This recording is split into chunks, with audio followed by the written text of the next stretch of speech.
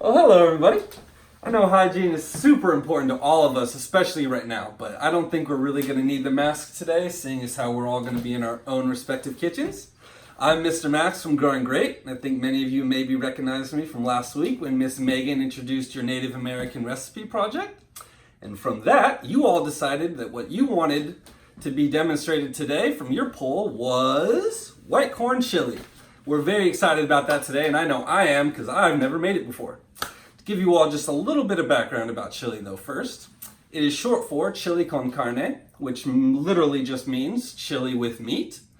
And there are many variations on this dish though, largely depending on where you are regionally, but as long as you have the spices and the chilies, you should be fine because those are by far the defining characteristics of the dish.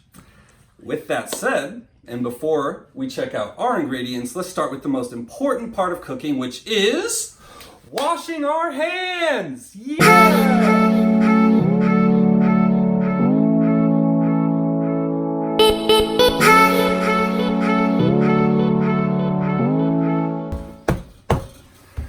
Now, before I start cooking, I always like to have a handy dandy towel right here on my shoulder. It makes wiping off your hands and drying things a lot easier. You don't have to go for 20, 30 paper towels every time. A little bit better on the environment, I think. With that said, now let's look at our ingredients.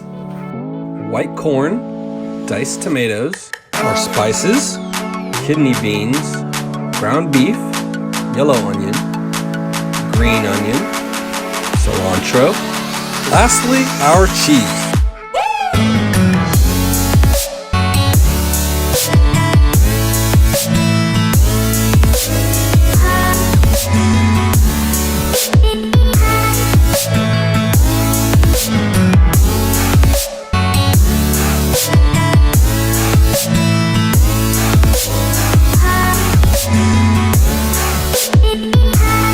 After a couple minutes and a ton of crying, we have our onions.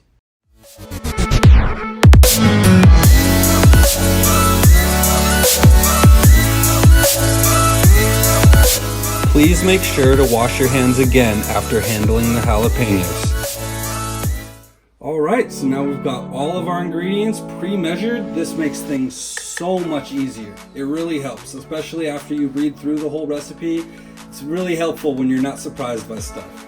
Now, let's get cooking.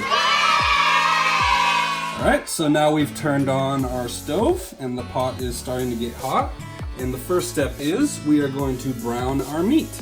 This can obviously be substituted for turkey if you'd rather have something a little more lean.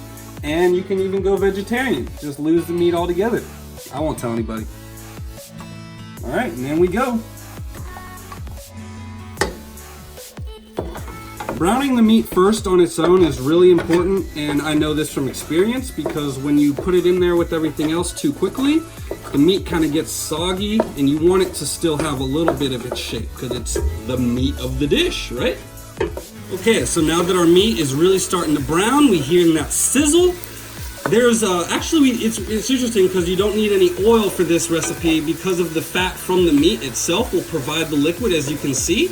And although it doesn't call for onions, I haven't made a chili that I love without them. So I'm gonna add them at this point. Got them right here. I'm gonna let them sweat with the meat a little bit while it's still got some pink going on. Now we're gonna just stir this around until those onions are a nice translucent clear.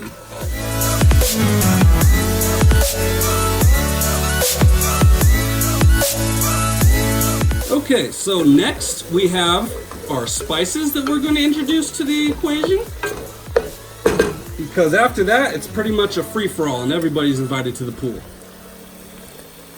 So let's try and get those as dispersed as we can so it makes it easier when we start stirring. You don't want just a giant clump of spices in the middle. You want to let everybody get a turn. Oh yeah, I can already see how the meat's changing, getting a little darker.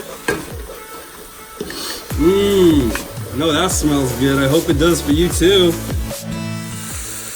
Okay, so nice and brown, the onions are clear, you can see through them.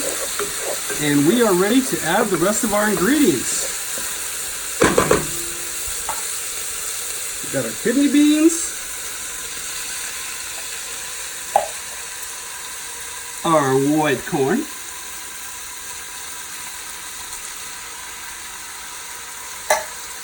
Give it a little stir. Next we got the tomato paste. Coming in these little tiny 6-ounce cans. They're usually pretty basic. This is to thicken up the sauce a little bit. Not as watery as the tomatoes, which we're going to add next. Okay. Next. In we go with our first can of tomatoes. And remember, you're going to need somewhere around 29 ounces. They usually come in either like 14 or something around there ounces. This is just a 10. So you get to do a little bit of math. Next one.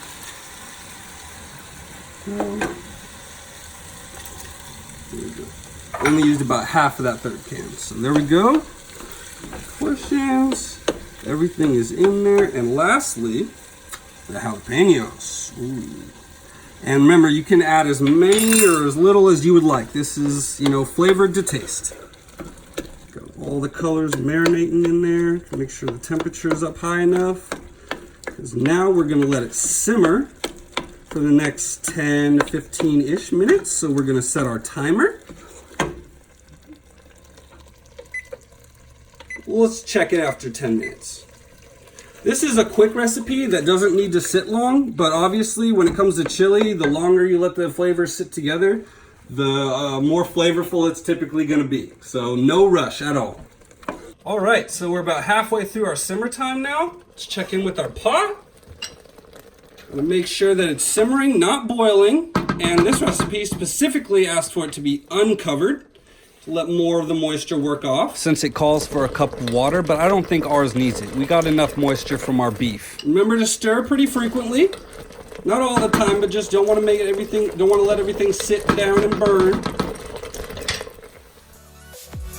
And we'll be right back in 4 minutes.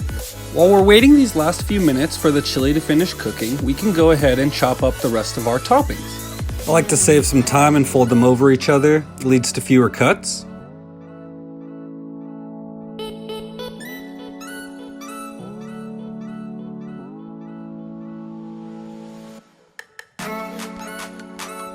And there it is. That's our time. Time to check in with the main star again. Oh yeah.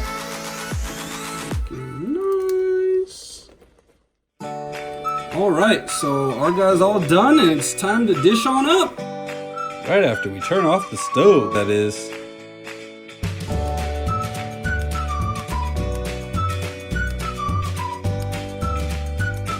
And to finish it off, I'm going to grab a little bit of our cilantro,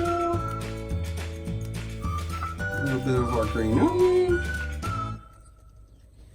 and a little bit of that cheese. Now some people may like it more cheesy than I do. That's totally acceptable. Now I would love to crack open this avocado and put it on top also, but ours aren't quite ripe, but if you have ripe ones, go for it. I think it's a great combination.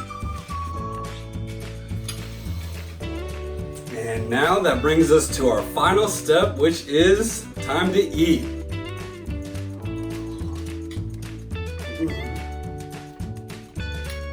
Definitely feeling all the heat coming through from the spices and the chilies. I just really love it.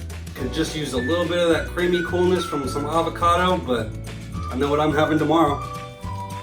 Thank you, everybody. I really hope it went well for you. Thank you for joining me in my kitchen.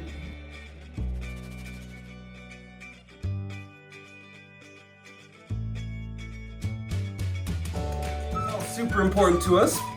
Super important to all of us, right? God. Mr. Max, did it again. I said my name before.